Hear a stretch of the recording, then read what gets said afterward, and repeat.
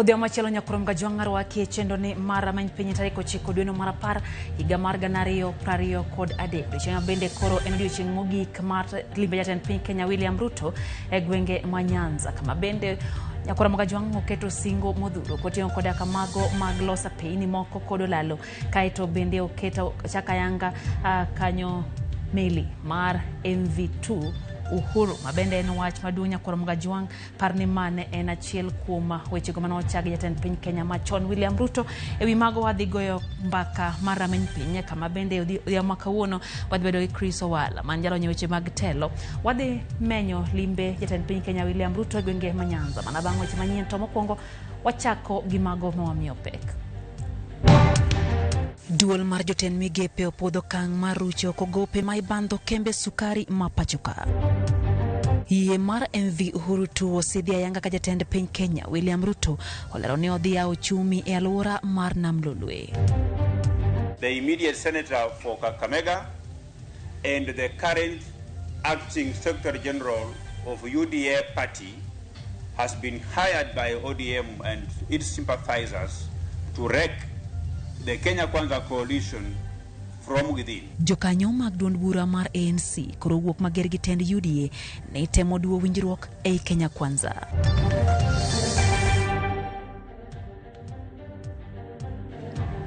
Machiegni nyakurom gajwang' e chendo ni mara many piny waikoni weche manyien bende nyalo miwa pachi lai marote machuok. Ari adeka ochono ka bende wantiere live e Facebook, YouTube kacha duto warwake pachi odhiambo makawuono. Wantiere gi Elizabeth Otieno maloko na weche gi machiegni nyinga Lydia Okeyo. Duol majotend migepe opodho kang' marucho oko omenda maromo shillings bilion 117 magin gope ma ibandho kembe sukari mag piny owacho. Ero majatend migepe ma obagi kawuono Kisumu e par jot majatend piny madundo winjruok obedo mar reso kembe go mag sukari ma osebedo gi gope ma oriwo mag bengi kod osuru ma ibandho piny owacho. Migao mar omenda koro omiting maloso kenge mag rucho kokum mag gope kod nyinyo ma ibandho kembe go e thuolo mandalo 30. Jotend migepe bende opodho chenro mar gero dag mastima magogo hydropower e kaunti ma Migori e bwo kambi mar KenGen. Chenro no irango kaka mano makoro dhi konyo jiwo chenro mag keyo mastima e imbo mar piny Kenya. E kedo gi masira mag ndara, jotend migepe opodho chenro mar chuogo duol mabiro rango yore mag geng'o masira go kendo biro jiwo nonro mag chal mar wuodhe mag ndara.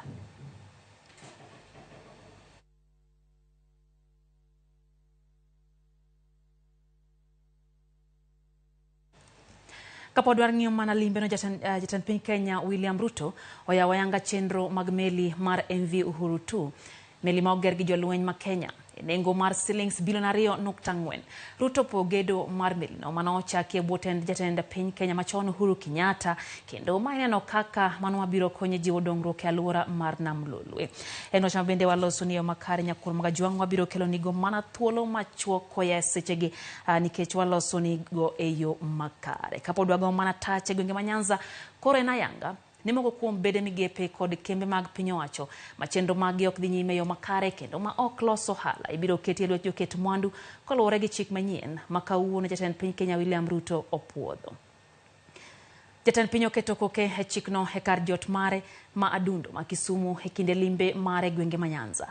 Paro mar keto kembe ge lwet ji giwegi nochwale od bura mamalo gi jatend kweth mathoth Kimani Ichung'wa e lo piny owacho. Ler mogol kod par loch ma jatend piny okone chikno idhi tigo e keto e lwet ji giwegi kembe kaka KenGen, Kenya Pipeline, Chemelil e kind kembe mamoko.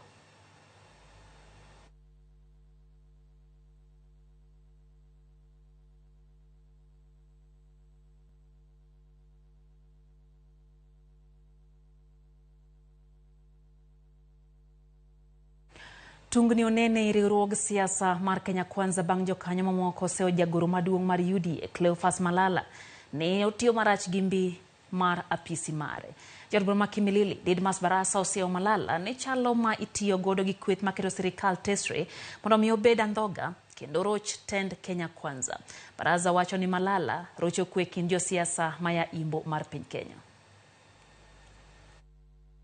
It's becoming apparently clear that one, Cleophas Wahungu Malala, the immediate senator for Kakamega, and the current acting Secretary General of UDA party has been hired by ODM and its sympathizers to wreck the Kenya Kwanza coalition from within. I say so because of the following reasons. And one, I have evidence. I have been furnished by M-Pesa statements.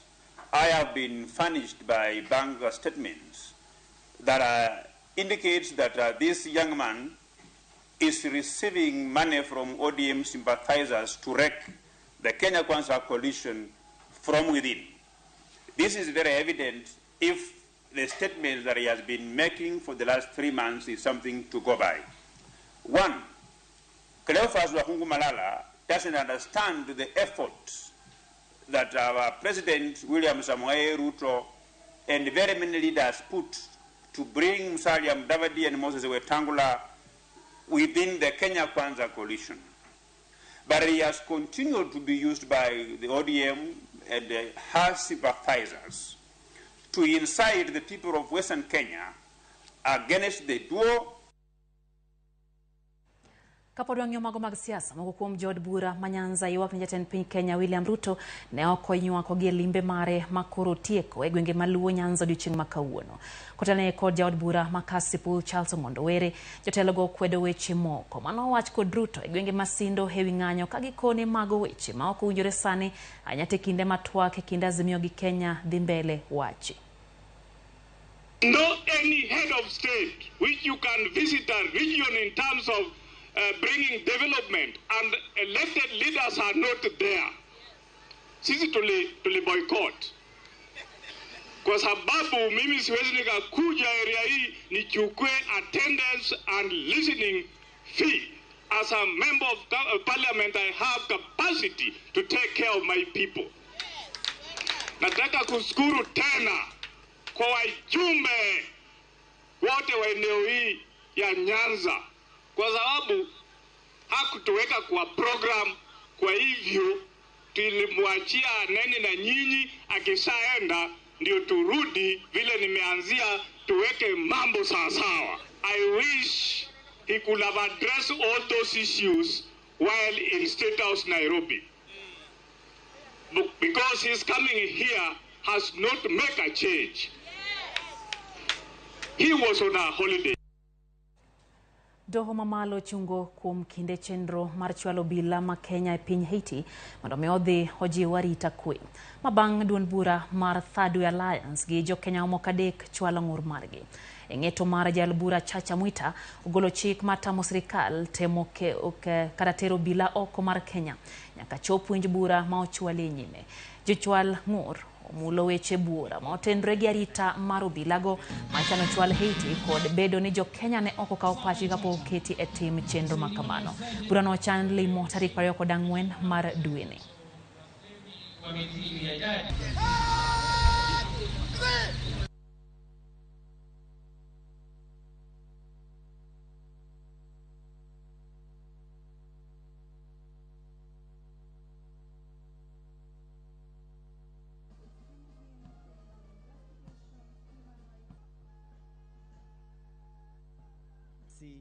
Mikono mbele na nyuma, kifua mbele. Samuel Chacha akisaidiwa na Sergeant kwa mtu aliyeuchi, ikiwa anaonyesha studio wasemi wa mithili ya jadi.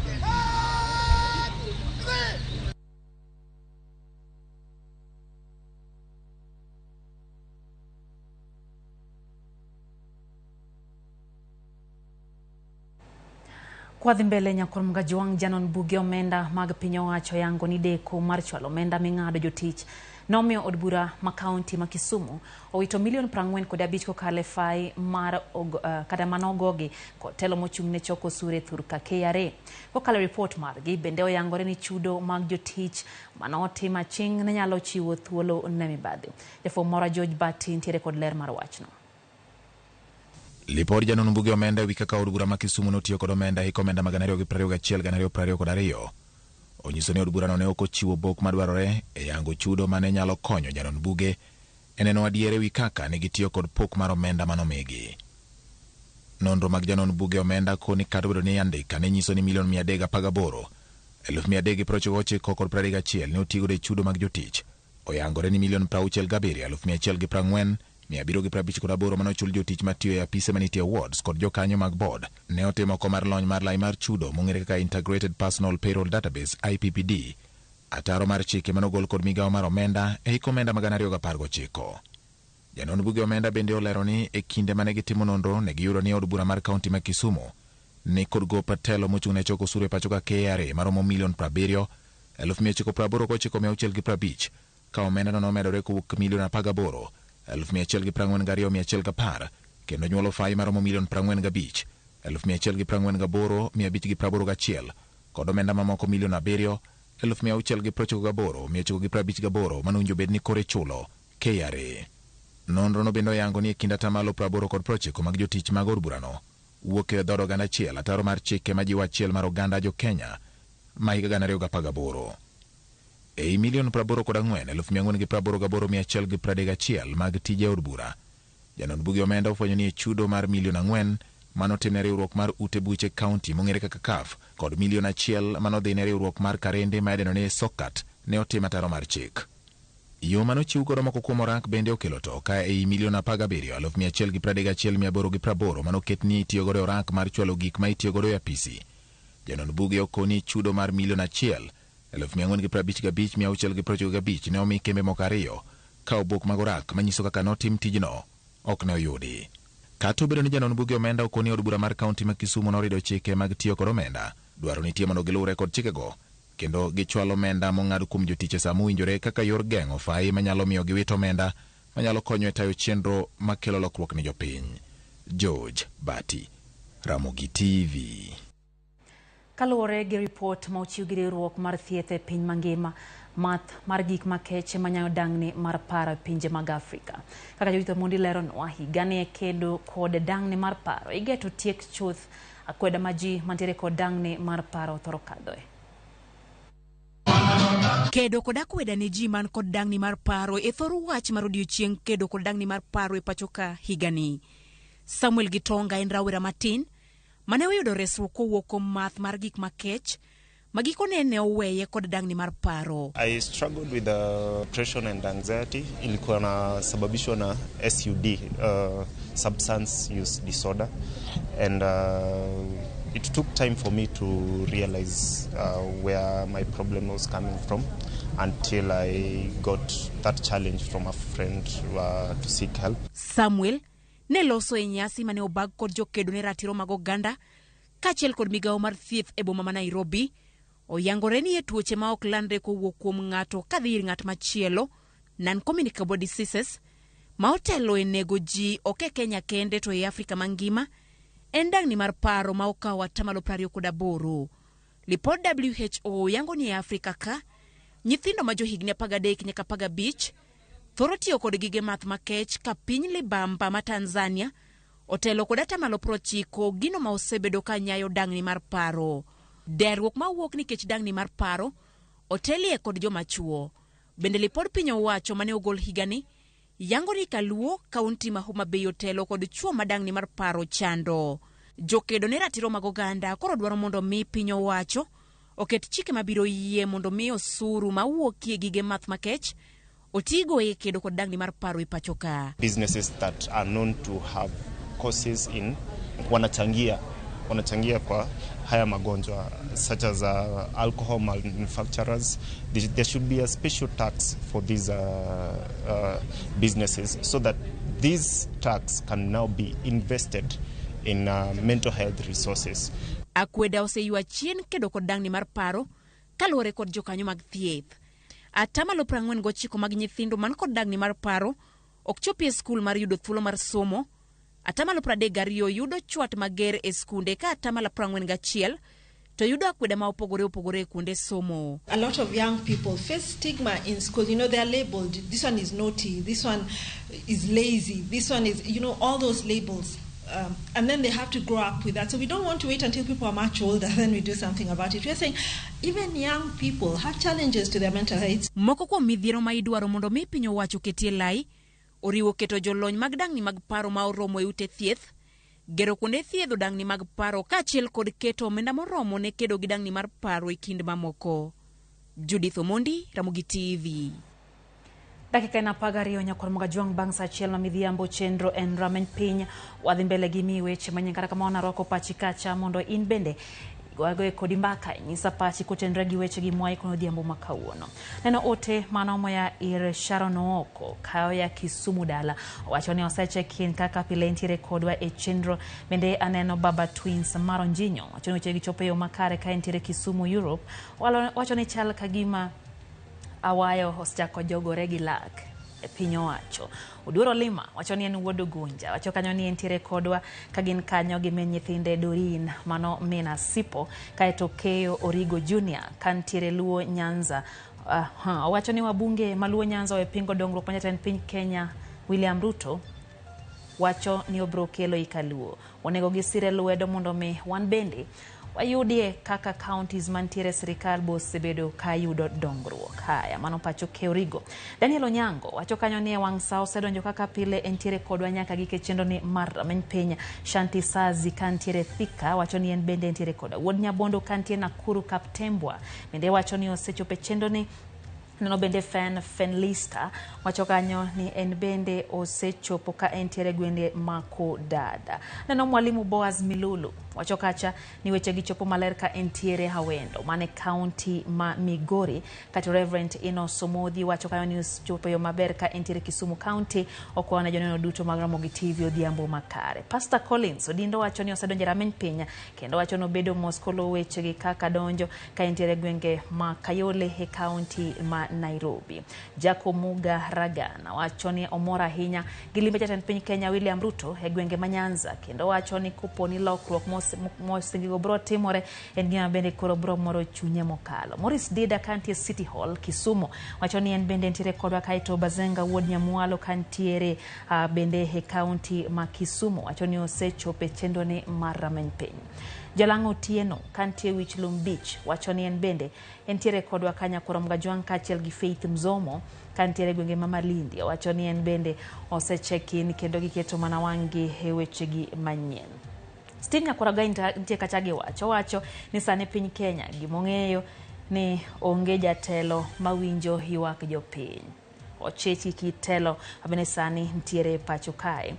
Kaito Infinity Frederick Odhiambo wacho kacha ni en wuod Semeriato seketo manaka e chendo ni. Engineer Lazaro Kanyambo wacho kanyo ni ngadho mar telo mar Gachagua kaka jalup jatend piny Kenya okoyie ne mondo mi koro odonje siasa mag kor gwenge. Owacho ni mana koponi okia tich monjo bed notimo e apisi mare kaluwore gi chike mapacho. Wacho ni weche mag kor gwenge winjo wene governors gi MCAs kata wacho no biro miyo Kenya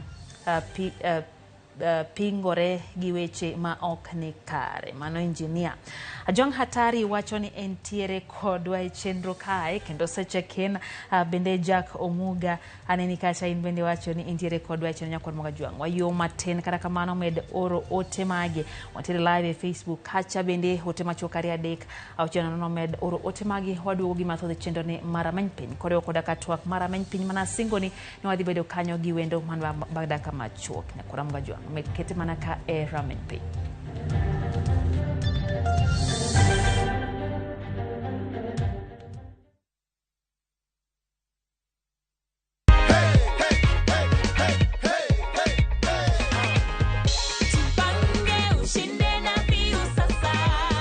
Tunataka kujua mshindi wetu ni nani. Hello, habari gani?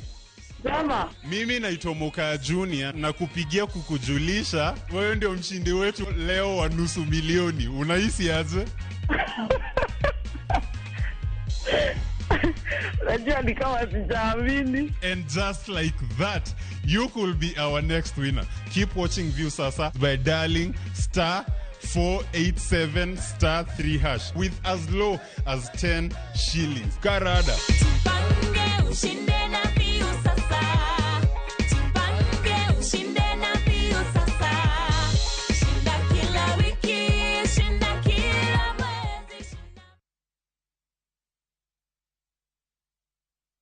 Nunua KPLC tokens, bila charges, only on Airtel Money.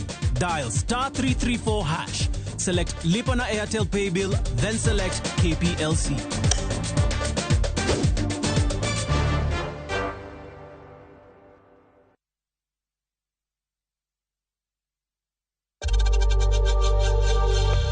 We know times are tough, so save money by buying airtime from M-Pesa to any network with 0 transaction fees. Dial *487*2# and get your airtime PAP with 0 transaction costs.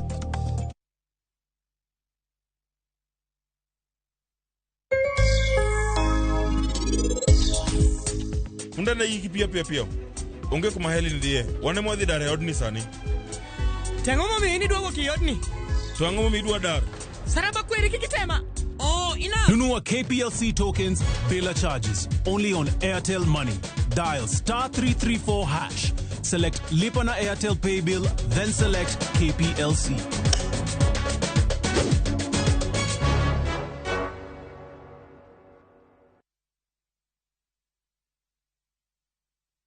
Ageno ni ano kawiro makeup mangenya hinya. Angadia ni nitiere nyako kae momoria hinya. Introducing Kundali Bhagia in Luo. This is a story of 2 sisters who lost their father, and in their quest to find their mother in another town, they find love.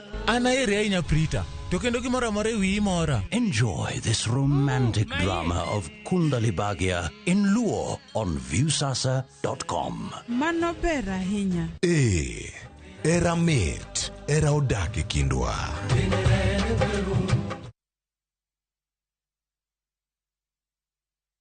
Nunua KPLC tokens bila charges. Only on Airtel Money. Dial *334#. Select Lipa na Airtel Pay Bill, then select KPLC.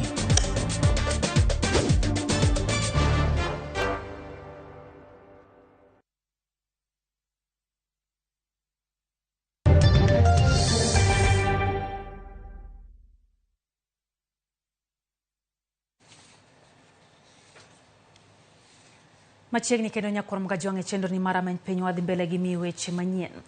Jatend piny Kenya William Ruto yawayanga chenro mag meli mar MV Uhuru 2. Meli ma oger gi jolweny ma Kenya nengo mar shillings bilion 2.4. Ruto pogedo mar meli no mano chaki e bwo jatend piny Kenya machon Uhuru Kenyatta kendo ma ineno kaka gino akolo bro konya jiwo dongruok e alwora mar Nam Dolwe.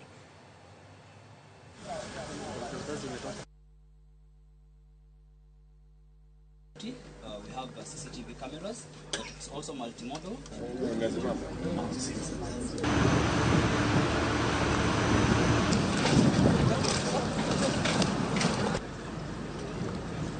Our bottom-up economic transformation agenda recognizes the blue economy as a vital component of a sustainable national economic growth strategy. Shipbuilding occupies an essential place in national development. The region is an undisputed leader in the production of crops like cotton, rice, oilseed, sorghum, sweet potatoes, and its famous crop sugar. We have invested in mechanization and extension services together with the revival of irrigation projects.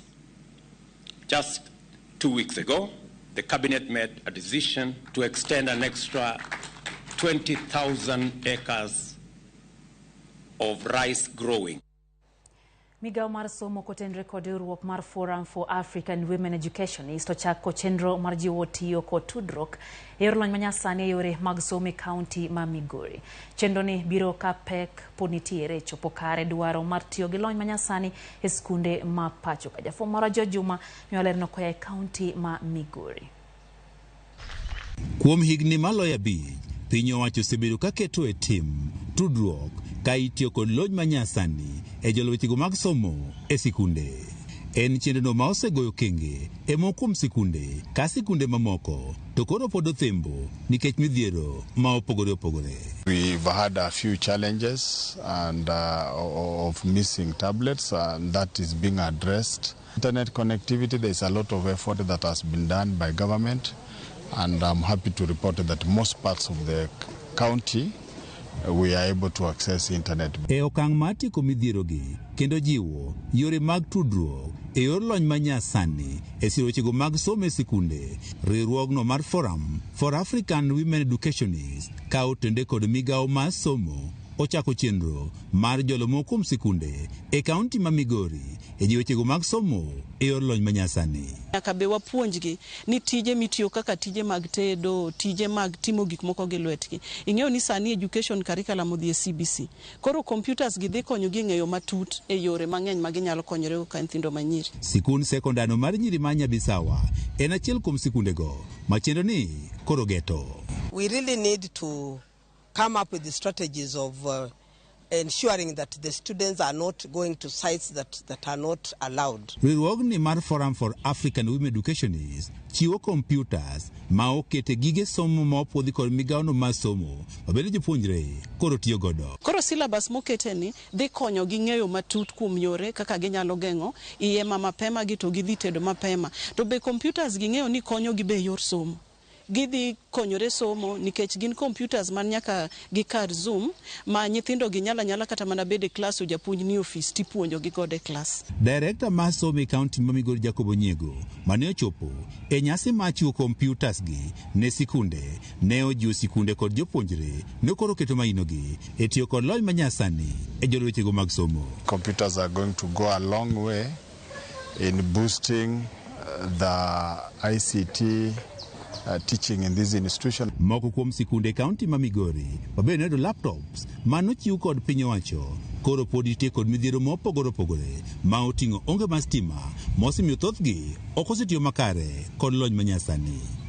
George Juma, Ramogi TV, Migori.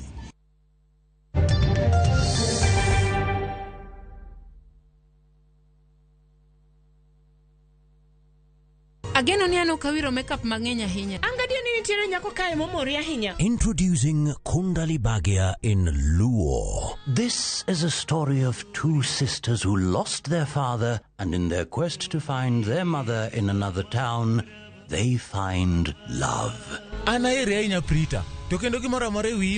Enjoy this romantic drama of Kundali Bhagia in Luo on viewsasa.com. Mano ber ahinya. Era mit, era odake kindwa.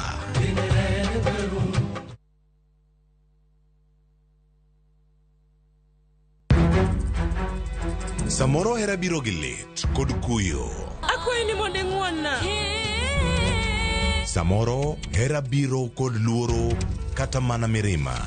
Ketoga singo mag mriambo kende. We ang'isi adier Sarabjit Singini. Hango na gimora mora ka. To pende ni wacho miriambo. To samoro hera fwenyore kuom nyathi matin maonge ketho. Jogi paro ni pifo param ofuo ahinya. To paronwa ni ok rach hero ng'ato kendo. Ok wachak wadhaw kendo. Mokwongo param dwaro ranyisi mar adier. Joot rito kendo joot nyalo kelo lit. Kaka nene chal ni podi iyo wang' koda. Dibed ni in podi paro gima an natimoni. Kata kamano, joot pod gin joot. Sarpanch ji. Dawe an madhi kuongo tugo. Asewacho ni an ema dhi kuongo tugo. Choti Sardani. Wuok tich nyaka ngeso saa 2:15 otieno. Mana e Ramogi TV.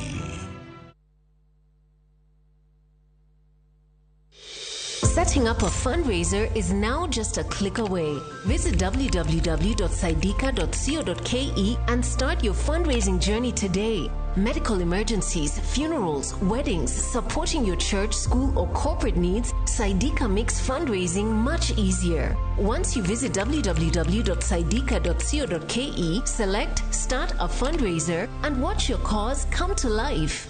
Share your fundraiser with friends and the global community for seamless support. Donate and receive funds easily through mobile money, debit, or credit cards. Dial *802# or visit www.saidika.co.ke and be the change today.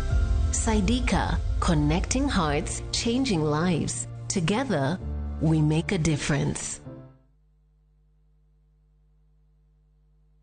Masaya Akiba ni sasa. Save using your Equity mobile app or Equity online. Save for your short-term goals or long-term goals. Be it school fees or to start a biashara, to buy a house or a car, save for a plot or equipment, or even a wedding or a vacation. Save using your Equity mobile app or Equity online and start your journey to realize your goals. Kusave ni rahisi na Equity.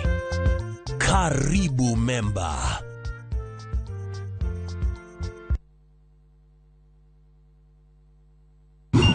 Ni 200 bob tu.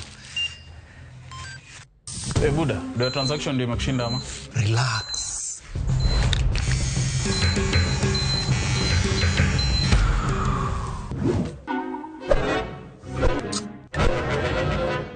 Umenywa watu kama kuku juu ya tokens. Nunua KPLC tokens bila charges. Only on Airtel Money. Dial *334 hash. Select Lipa na Airtel Pay Bill, then select KPLC.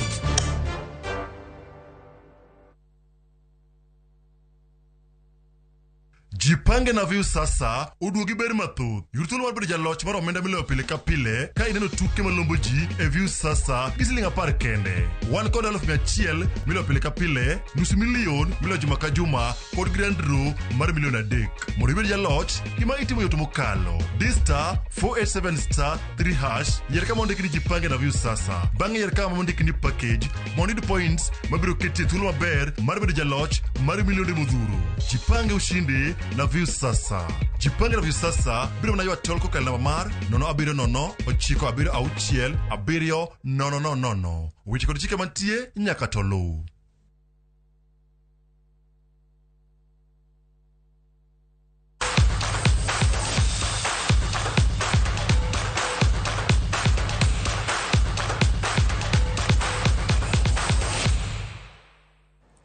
Machiegni nyakurom gajwang kendarwa ke chendoni makoro wadwaro ng'iewo weche go motendre gi mago mag tuke kama tim Kenya mar nyiri gi yawuoyi matugo tuke mag hockey timo ikruok ne tuke mag ng'ado tik Olympics mibiro magi kata bagi Afrika ma milambo.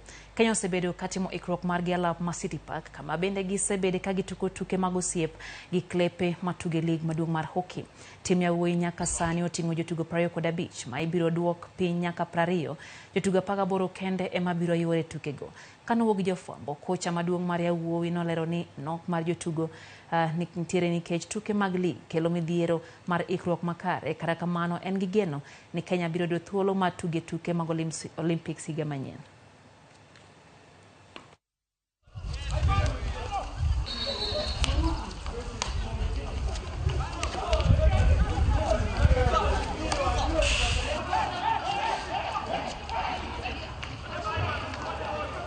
For the last 2 years, the guys have been together. We expect to qualify, definitely. We're going to, to put our best foot forward and see whether we can get that one single slot. But I think more importantly, we're focusing on developing the team, getting the guys, ready for even future engagements.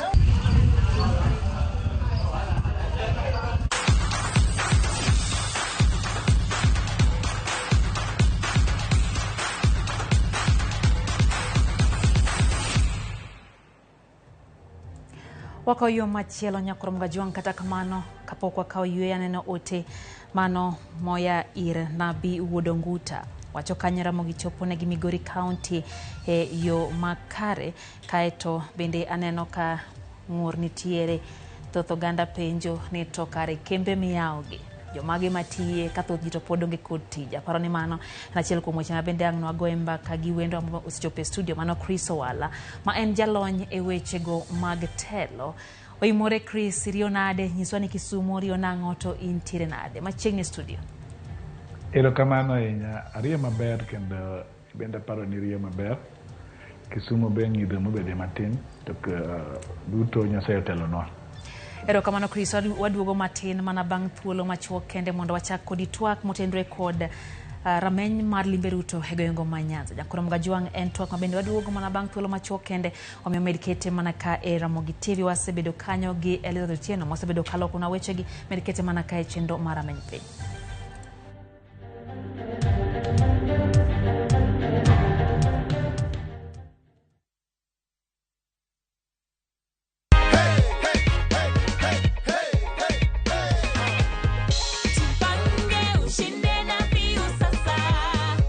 Unataka kujua mshindi wetu ni nani? Hello, habari gani? Jama. Mimi naitwa Moka Junior na kupigia kukujulisha wewe ndio mshindi wetu leo wa nusu milioni. Unahisi aje? Najua ni kama sijaamini. And just like that, you could be our next winner. Keep watching View Sasa by dialing *487*3# with as low as 10 shillings. Karada.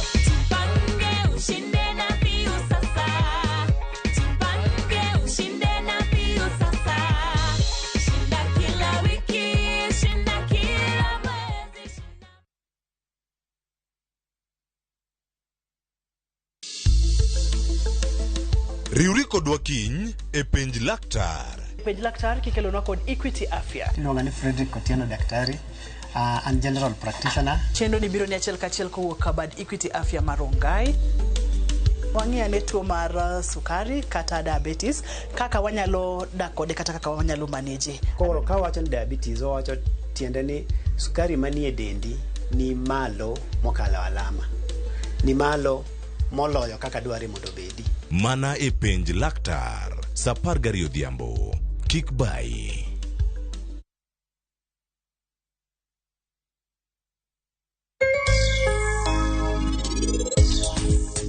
Undana yiki pia. Onge kuma heli ndie. Wane mwadhi dare odni sani. Tango mo mi ni duogo ki odni. To ango mo mi dwa dar. Saraba kweri kikitema. Oh, enough. Nunua KPLC tokens bila charges only on Airtel Money. Dial *334#. Select Lipa na Airtel Pay Bill, then select KPLC.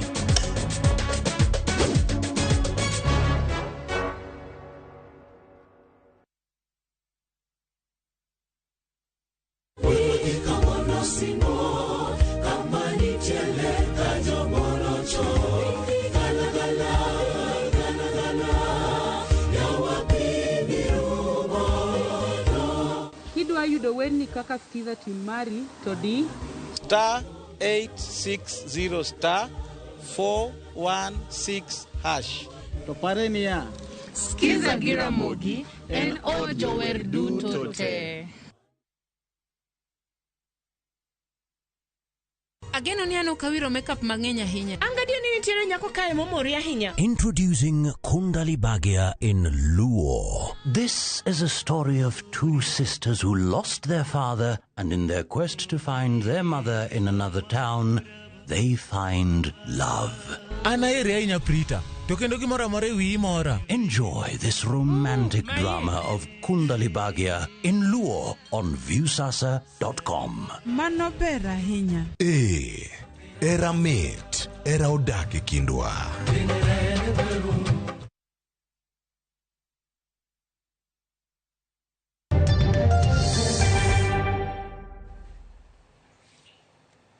Machiegni kendo nyakora mga juang e chendo ni mara many piny wantiere kidiny mar ariyo kama na singo ni wantiere kod twak mabende wamenyo limbe jatend piny Kenya William Ruto en limbe mabende osetieko ndala ng'wen nyakora mga juang kabende odiochieng' kawuono no limo gwenge ma Kisumu kaeto ochwalo limbeno kendo e county ma Siaya kama bende ntiero lalo gi barabara mabende no keti ayanga gedo magi kabende anachiel kum mago mabende jatend piny Kenya wacho ni ochwalo dongruok ka jogo amene okogone akura e kindego mag siasa wadwa twak kwa menyo limbe ni nyakura mga juang ne en weche mag siasa koso ne en dongruok. Wantiere gi wendo wa Chris Owala mantiere Kisumu. Chris oyimorero kamano kuom machoper chero mara meny piny nyiswa ni to king'iye kaka jatelo kata jalonyo wechego mag telo en siasa koso limbe mar dongruok. Chris. Ero kamano aparo ni kuom joma kia iluongo Chris Owala.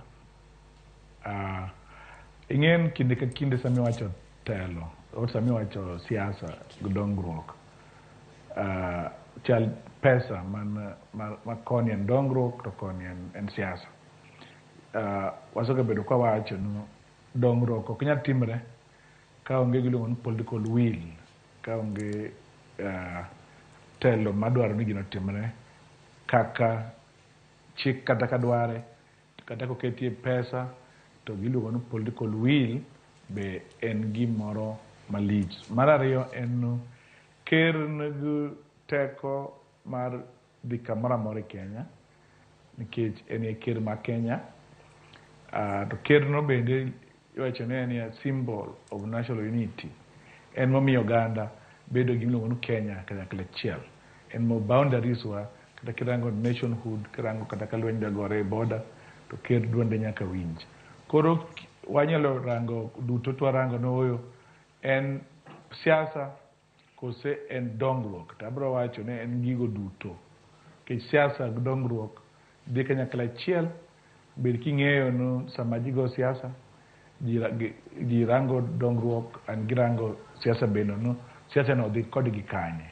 Koro duto ka irango jowa kuonde mancha kero dhiye, nitie gik moko mobiro manyien mane ka gi expect, nitie gik moko ma be bro biro.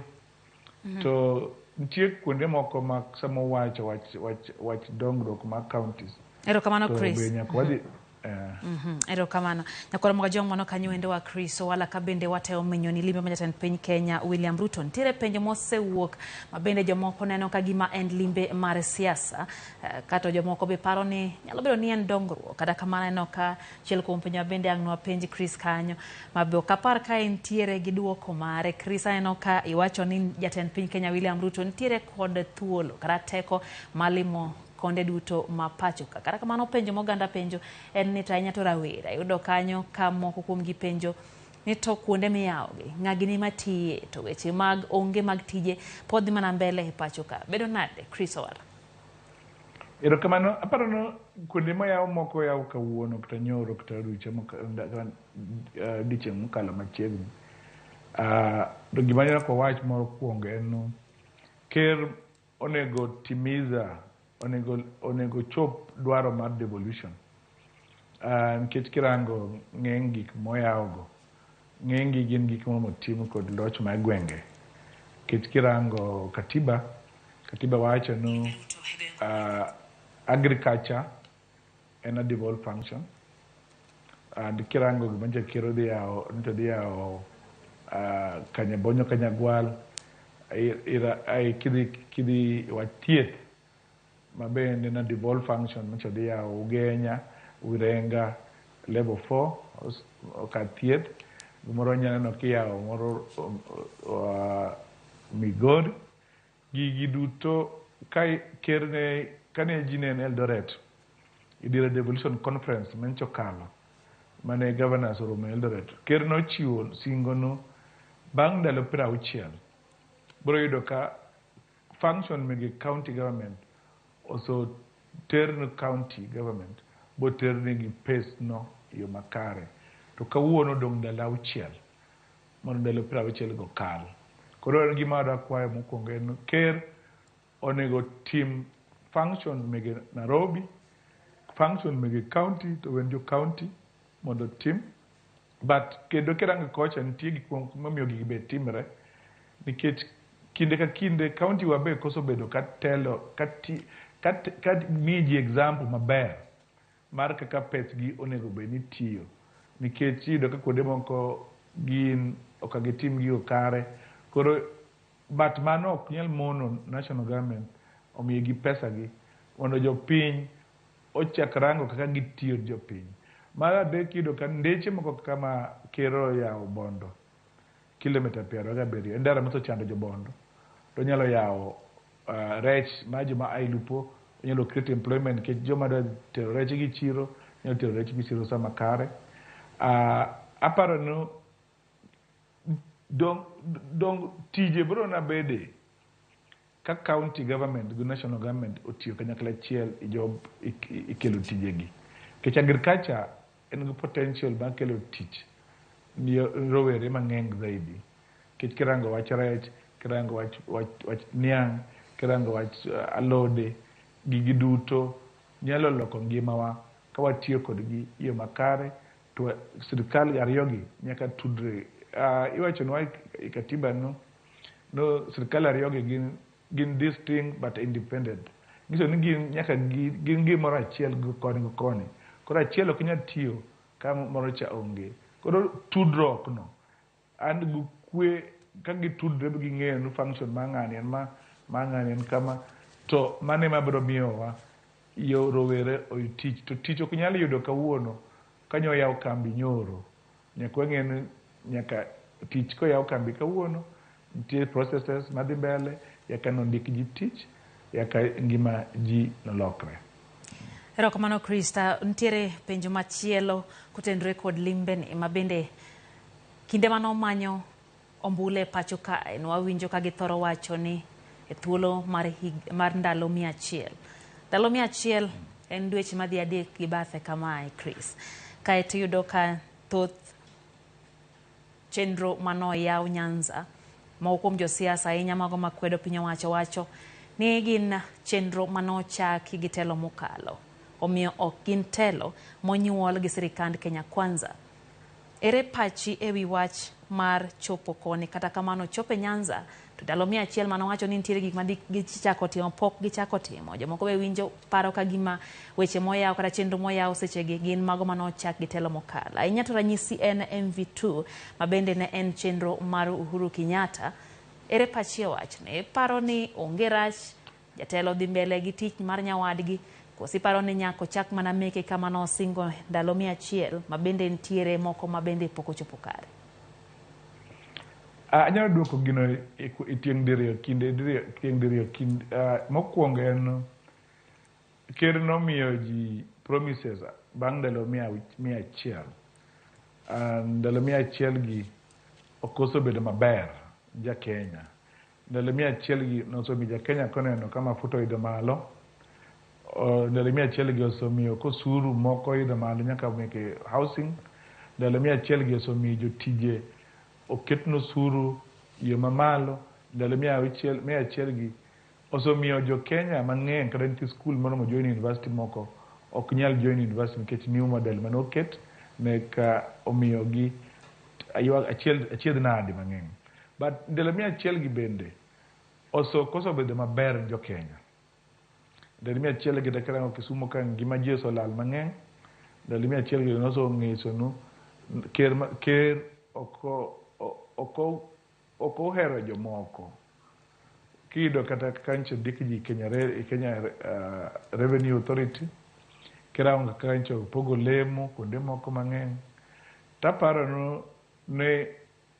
no otemo reflect koro wacho no oyo ndalo 100 gi aso koso jo Kenya but kaen ker maber adok kwayo msamaha wacho jo Kenya nena ago siasa ka wuondo to gik mana wacho gino nyalo tiyo bang' ndalo 100 ayudo no gino kinyalre kora kwayo msamaha umeda ndalo makama mondo tim gi kama mondo yaka monitor maber mano poko timo mangiso nuke jatelo makare to kanyo ratich ji oro singo mane obedo go jo Kenya osorocho. To Chris biparo ni piny Kenya kapok idhi e duoko no mar ariyo biparo ni piny Kenya oseike kama koro jotendwa nyalo wuok manyiso ganda ni adieri na singo numa to pok ochopo kare nikech pile waneno kata ka ok gichopo singo to be gilinga gimanyo kendo kombe machielo. Chris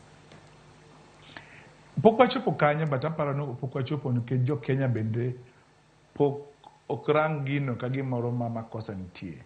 Ja Kenya en ng'at ma jago kura en ng'ama tije tek kabisa be. En ng'ama kosero nyamit bilie to wiye wil gi gima nodwaro chien kacha. Koro jo Kenya manyaka yaw itgi ya wangi ng'en telo en singruok. Sama ng'ato singre ndio kuongre no timo ni gimoro. In gi duol ma monitor and miye report card.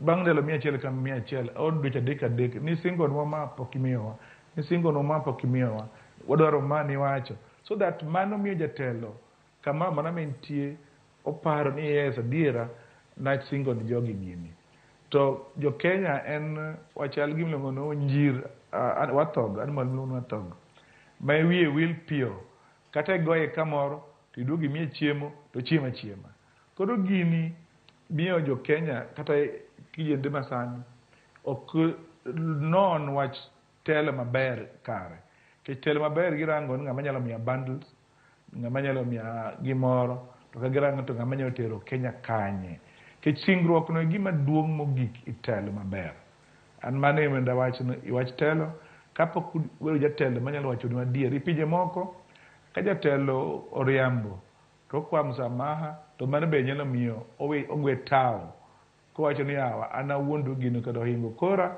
aweyo gini nikech naparo kama to hinga kora wenu uyier ng'ama chelo mondo teru kama onego dhiye to kama wantie Kenya masani mano pod bor kodwa. Pro na ngadi nitiere dwoko mane dwaro mede wi dwoko mokwongo no Chris so nyalo dhi mbele. Gima dwoko madwa mede en mar ker nigi haki mar tieko projects manochako ker mokalo nikech pesa government onge pesa mare. Pesa duto sirkal tiyo gin pesa jo Kenya. Onge gimoro mar kata dero moro ma sirkal okane pesa biro tiyogo. Sirkal en mana custodian, en jarit pesa wa. Koro sirkal mokalo cha nochoko osuru wa bochako timo projects madhi mbele. En mana gima kare ma nyaka tim ka ng'ato nochako gino ne ko chako pesa ne en pesa jo Kenya. Sirkal be kan tiyo gi no medium term expenditure framework matimo rolling plan maketo projects 3 years. No project ko ket higa ni ka pesa koro mo nyalo timo nyalo mede ke nyalo mede mara dek mo ditie kama no chopie. Koro ker kochiao MV2 manochako ker Uhuru ber kabisa. Ker ko digo yao katandara manochak go Uhuru ber kabisa. Ado bedo gima rach ka gigi nochak go sirkal mokalo to sirkal ma sani oloko pesa gi otero kuonde moko mane iwacho ni shareholders ka ae. Koro anaparo no kanyo to ker okotiyo maras. Erokamano Chris.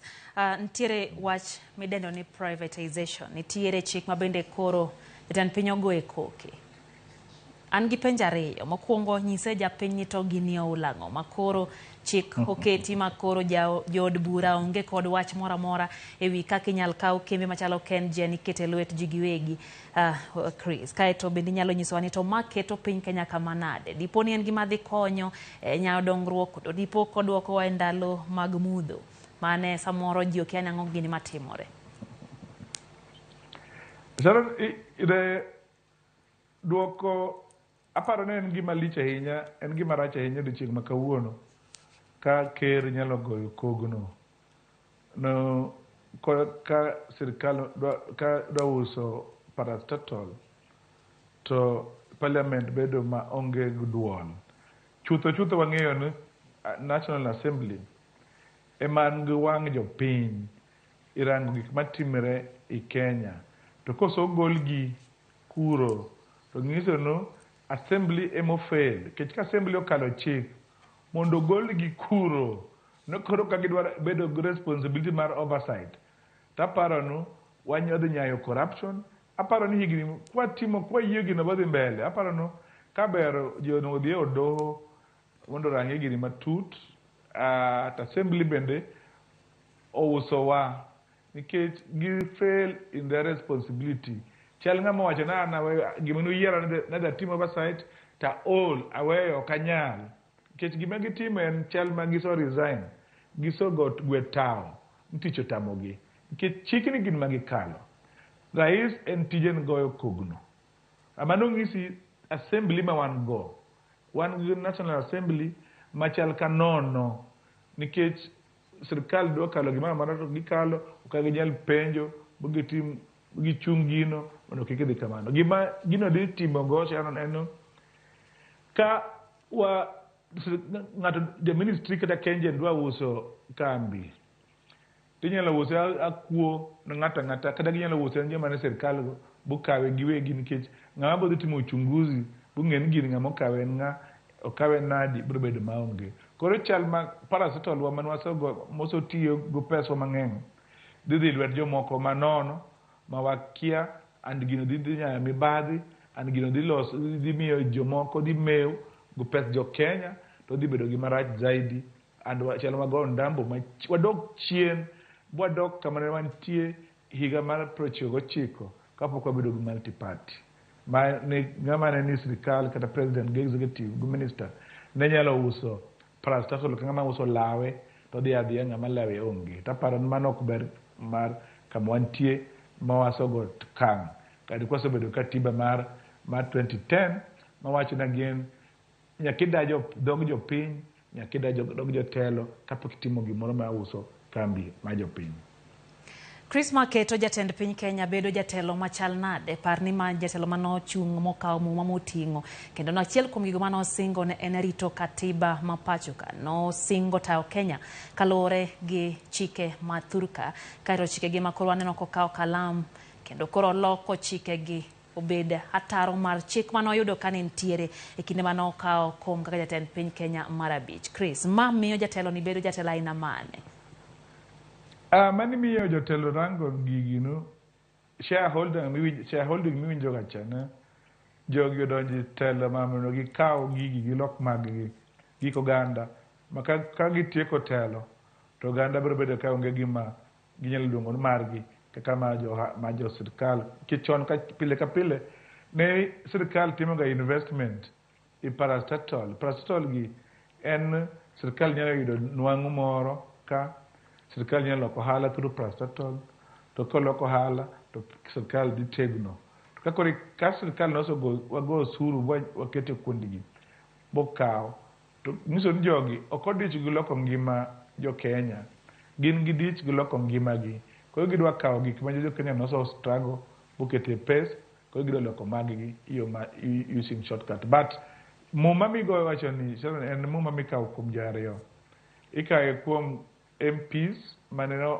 koka muma e parliament to giwacho ni gibiro linda katiba gibiro siro katiba lwedo mar gini owuok gi article number 3 mar katiba to president be gini article number 3 ni be magaide emamiyo no kawo muma ko wacho no biro protect katiba obiro linda to biro miyo ng'ato kikethe to giwegi ema koro give the file nisonu jo Kenya nyaka chiew kama ma gintie mondo giwang yoyep mondo gichak di siro katiba mondo kiket yo makwanene ni nikech kijne kokwa chako gi sani to wabo chopo ka waonge gimoro ma jo Kenya wabo chopo gi shareholders and jomoko ma waluongre no jodak and kirango katiba dier kama gini tero wangiso no we are not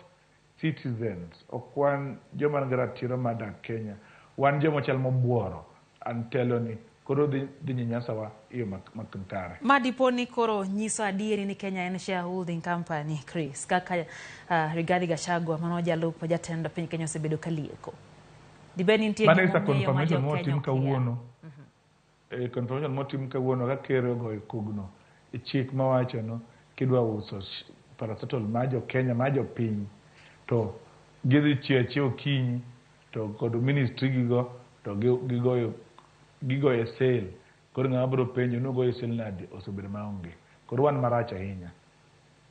Nawinjo kata kiwacho ni unjo beni ntiere jok mawuok kendo dhi e doho kutenre kod okang' manokaw jatend piny Kenya mano mar keto e koke chik mabende koro biro keto yote kawo moko kuom kembe kendo kete lwet ji giwegi. Chris, wasaneno doho mapacho kaka yalo buche moko to moko bende yalo to ok chop kare omiyo thoth jo Kenya osebedo kaonge kod yie gi doho mapacho kae. Ere gima ja Kenya winjo bed ni timo ponono ni doho mabende gigeno samoro jomoko nyalo chwalo ng'ur ok wang'eyo kaka weche dhi bedo mbele kacha to ka gichwale kata kamano doho nitie kaka samoro chal ka gima piny owacho nitiere koda kaka otayo chenro mag doho e tok lungo ni tok curtains kata bathe kuma opondo moganda ok ne. Ang'o ma jo Kenya nyalo timo Chris e okang' makama? Jo Kenya nyalo dhi doho ing'en doho ok wanyal wacho no kata komake kata ka koro lorni obedo captured to any step ma wanyalo luwo mokwongo.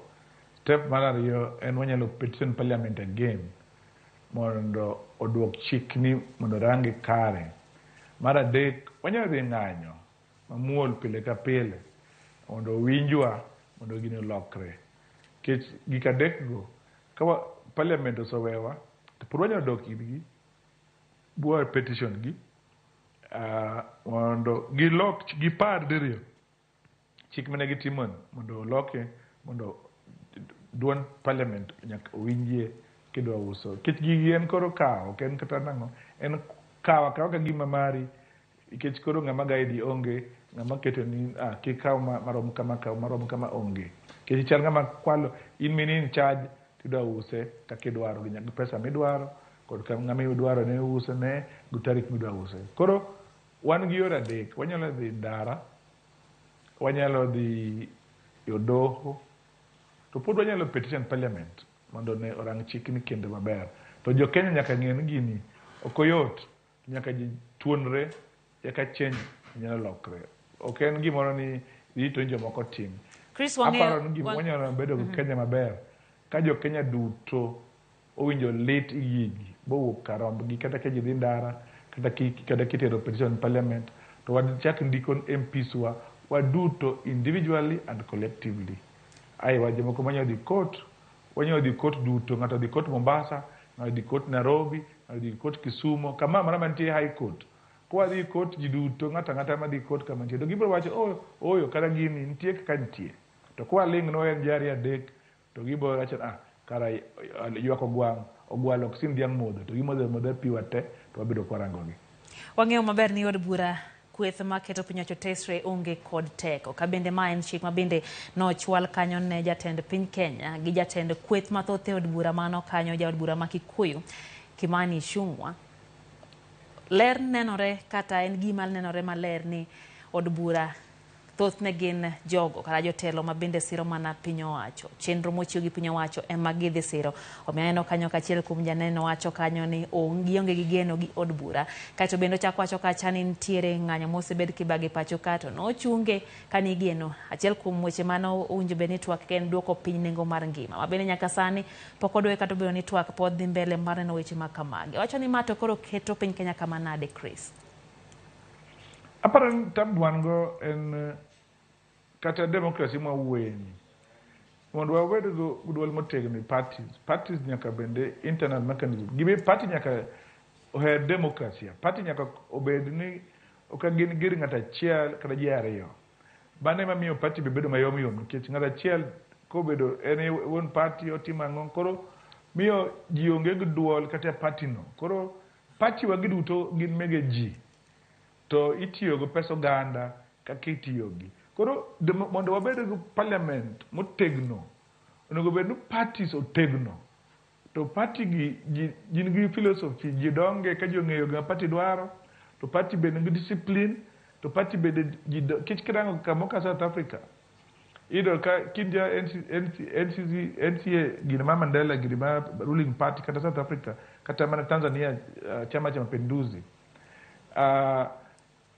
mondo bi kita lodge nyaka beni so dongi party no bo ng'eyi maber bi dongo i party ma ideal mege party ng'eyo koro i protect party to party bende en mar oganda nitie systems to party wa ma Kenya gionge systems koro kata kiyiero ji kich ng'ato biro gi pesa kawuono onyiewo ji duto onyiewo yudhe onyiewo party kinye bedo MP kinye bedo governor ng'ama osebedo kaloyo no party ni higni mokalo gi duto ne anan kara anatimo nono kara bende kara arangi kada yud pesa mondo anyiew ji mondo miya ticket koro parties nyaka chakre at party level okel discipline organize themselves iyo makare then kagidhi parliament to yakoro ido ka America ido Republican kama ido Democrats kama to kapok wachopo kanyo ma party gi pod gin gi chal ma iwagi tol decision making en ng'ata achiel matimo ok wanyal blame gik matimore parliament nikech gini ochakre party level koro parliament cha en mana ranyisi gima timore odwa kaka wadak. Aneno bende penjo achiel kae ni wacho kata kwachako ni jatend piny Kenya nitiere kod ratiro gi teko mar wuothe pacho kae e konde duto modwaro kaeto nitie janoa kanyo miluongo ni Faith Mzomo kae nitiere Malindi openjo ni to ka jatelo mar piny Kenya nitiere gi teko mar wuothe Kenya to kochopo sach dongruok to chuno nyaka ji lu bang'e nikech kata en opimo kacha ni nitie jotelo mano lime State House onyise kaka gidwaro dongruok e gwengegi chuno ni nyaka jotelo moko wuogi lu bang'e koso en chik winjo bed ni olima kuondego kata obedo ni onge jotelo modhi omanyo dongruok nikech mato en achiel kuom chik mabendo kete nyaka koro wuothe konde duto ma pacho kae Chris. Chik to wang'en chik Kenya ka wan gi chik to wan gi siasa to wan gi kwayo kuonde duto. Koro gima timore ga en chik oyieno Kenya part of Kenya to bedo ni dongre machal to rais no be pod ilame pod wan gi kuma machon manwa ai kundi mokalo kan nikech pok was strengthened gimiluongo ni devolution kare. Koro parliament gi senate onego konywa mondo wa strengthen devolution mondo ka pes gi odhi county kaka dware percentage gi then ka emio gik mane wagoyo page mar BBI cha ne oracho no ber nitie gik mane walalo mane dwa bedo go duoko gima yudo ma ji dhi itok rais ni nikech national government ing'en budget kizungu wacho ne en legal process to kendo en political process. Koro dongruok en sheria to en siasa be, so en gik ariyo kanyakla achiel. Koro nitie moko miyache chik wacho kama but politics be wacho kama. Koro watimo politics kod dongruok to en gima kochakre nyoro en gima osebedo kadhi mbele. Koro miyudo kata ma wagore ga ji gore dwaro lodge, ji dwaro no yud lodge mondo ibe ichame ka joka chamoga, joman oko dwaro donj mondo cham kaka joka chamo, to joman iye be wacho kik joka bi walor mondo wa continue cham kaka onego wacham. Koro mane ma miyo dongruok pod dhi itok rais pod dhi ikulu nikech budget pod ka rais ogo sime no department nuketuru pesa ni igine kama to kone mikete kati counties wa gigi timre yudo kama gavana AS moko gima gavana dware ebike mikete pes go mang'eny kama gavana kudwa pesa okudhie mang'eny kata mani yandike mindiko ji tich yudo kama gavana ae iro ndik kama ngama gavana dwaro imi tich kada ko konge qualification makare. Koro gigi gin megiro chora tira madano nikech okwalu chik kaka chik onego bed wagoyo siasa kod ngimawa kinde ka kinde. Koro chieng' manwa chak luwo chik kuonde duto to nwayud dongruok kamoro amora mibede makidhi State House. Kido ka pinje modongore ka Sweden giri ok ochuno nyaka kidhi State House mondo iluw gimidwaro. To Africa gi podi ok walu chik to chikni waneno no keno ka ng'ama chielo nego luwe anto konego luwe. Koro miyudo ka ji koswa chik ai ka president okoswa kada kitere odoho tiwacho no oyo president bende emo court go be kudhi konyi. Koro nyakwarang discipline nyakwa bed go be yaka dongruok biro luwa. Yes, to dongruok engima dhano to chik nyakwa bedo kwa luwo motegno. Chikre magaidwa mamiyo ng'ama chielo ok nyal sandre or ng'ama munyonge ok nyal bedo no omis nikech en munyonge. To ng'ama nigi teko be ok onego be onyono ng'ato ma onge teko nikech en gi teko. Koro dongruok ka ber wuon to onego bed national budget iloso kare. But kirango chik kirango adier kidhi mbele tirango ni budget ni en gima en a function mar executive wing mar government ma gi decide. To Kenya sa mantie ni be parliament national assembly ngu duol malich ahinya loso budget maka wan gu sirikal wan gu position motegno to position nyalo miyo budget midwaro no obed spread kamora mora madwarre maonge di State House. Chris, ntiere jotelo ahinya mago makaluo mosebedo duond bura mar ODM nogonegi ombulu kokalo kuom duond bura mar ODM. Kata kamano chal ka gima koro gitiyo gi piny owacho kendo moko kuom gisedonje UDA luongo kanyo ni eyo mahuyanga kata officially. Koro nyiswa ni to ntiere jatelo limo counties 4 makaluo to kata kamano ntiere counties 2 pana dek mantiere kod oganda mathoth mag jotelo kata jotelo mathoth ma bende sani koro doko duond bura mar UDA kendo tiyo kanyakla gi Kenya Kwanza. County ma Homa Bay ntiere kod jotelo kantie to gitin kabisa molo counties amoko. Kwa ng'iyo chal mar dongruok. Kiparo ni counties ma bende koro ntiere kod jotelo ma koro yiengore kor Kenya Kwanza ginya ywa dongruok molo counties ma onge kod jotelo gi UDA Chris. Aparo ni county ma Homa Bay nigi jotelo mang'eny kichako gu PS giber gi gwaro. Mano yere yor kura. Mano yere yor kura, yes, okay. Aparo ni Homa Bay tin yor kura, but gima nyakwa ng'eno jogo ng'engi wacho ni gin okagidhi UDA. Ne kane gibiro ka ker nobiro mokwongo Iluo Nyanza to nowacho ni gin ker no romago onge garage. Governors noromo gi ker, MPs go noromo gi ker, koro MPs go moko ne wacho noyo wan ne waluwo gima ne jatelo biro bo wacho. Kane gidhi State House to nowacho ni gin andhoga. To yudre na andhoga ka be gin siasa ma 2027. Nitie jomoko ma ne kane jogo dhi State House koro ne gitiyo gi mano mondo gigo gi Orlando mondo koro giyud mayot kura ma 2027 mondo nikech jogo moko ne gin threats margi. Mar ariyo yudo kaka party mar ODM go UDA tiyo tiche moko ma bende tek ng'eyo nikech kibiro ka gavana obiro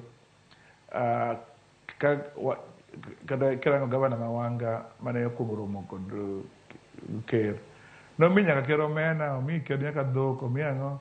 Koro ji temo wacho troyo kara jomoko to nego relate kod jogi nade.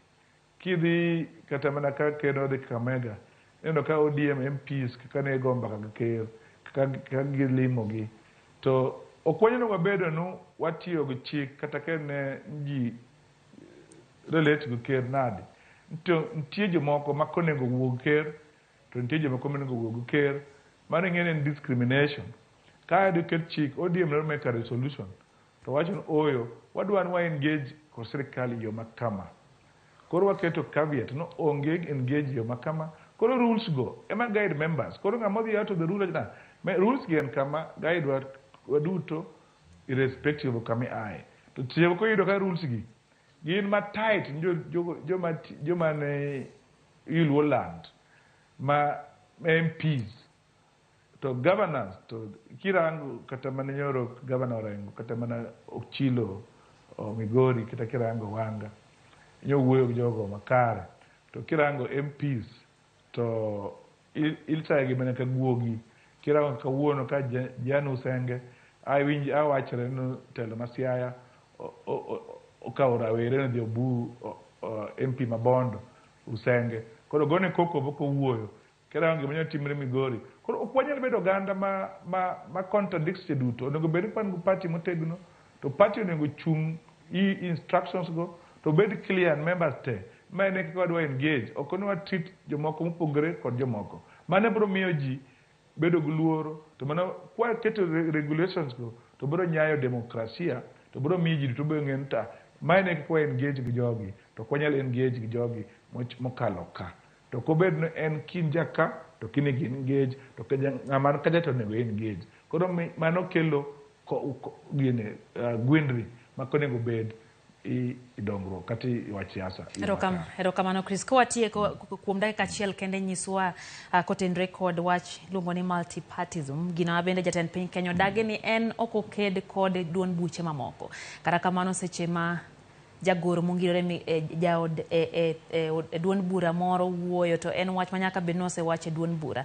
Nawinjo ka Cleophas Malala man jagoro mar UDA ndalo moko nyiso joma ni sirikand Kenya Kwanza mondo ban duond buche gi gidonje UDA. Nyalo paro ni in paro ni jatend piny wacha dieri ni adiero kodwa ni mondo ked gi duond buche kata mondo olor duond buche te mondo ogol wach mar bedo gi duond buche mang'eny to jolwore ma gi duond bura achiel ka be nyalo paro ni oyawo nyaka duond bura mar UDA county man Homa Bay. Jasiasa ma honest pok onyuol. Koro ka jopiny paro ni jasiasa nyalo chung' kamoro bo wach ni adier ta paro no bende wadwa golo pi ikidi pogolo ga pi onego bed wang'eyo ni josiasa gi gik mowacho, gik motimo opogore. Koro jopiny nyaka ng'e gima gidwaro. Jopiny nyaka bed kong'eyo ni to wadwa dak nade. Parties gi be nyaka ket chike gimo maber maonge gwendni moro amora ng'ane kotimo to rach, ng'ane to kotimo to ber. Koro mani mabiro miyo wan kaka oganda wanie wasekedo ni demokrasia. Multiparty ni joluo kata oganda wa ma region ka bende moko gi civil society, university lecturers don't. Nomiyo wakelo multiparty. Koro in our own wisdom, onego wa make sure ni parties gi obedo mang'eny kaka dwarore. Parties gi onego walor nigi. Bora ni ng'ato oso express na anta aol kodu adhi party X, onego bed jasigu. Nikech wan ema kelo gimiluongo ni multiparty. To kwa koro wadwa wacho ni ng'ama yawo party machielo en jasikwa, to wachal jomoko ma kia gima ne giwacho chien kucha. To ker guwach party meke ni joma anda uda olor dukegi do kuome en odwa yudo power ma 2027. Odwa no yudi lok jogi mondo bed gi jomo control matin. Kinyalo paro gima notimore gi URP kod URP kod wande party mar Uhuru mar Ruto.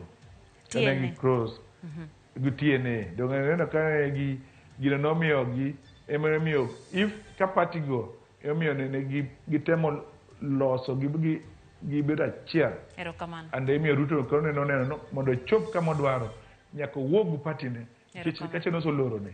Koro en mana ma loro ni jomoko gi. Kendo ko loro ni buso from party achiel, to party biro ng'ato achiel. Koro kami dhi onge. Erokamano. Nyakol moja mano kanyen Chris Owala. Erokamano kuom loso nwa thuolo. Kendo kodwa mbaka ramany piny wabiro bedo kendo kod thuolo machielo mar medo go mbaka ng'ena ng'adi. Kara mondo nkesa kod chenro mamoko mabende biro. Erokamano kuom loso thuolo Chris. Kora moga jong mano kanyen Chris Owala. Jalonye weche mag telo. Wamenyo limbe jatend piny Kenya gwenge ma Nyanza. Iwinjo gi iti ntiere moko mabende gin siasa. Kata kamano owacho ni telo dongruok duto gi siasa gintiere e okapu achiel. Wanere Sadik nyinga Lydia Okeyo.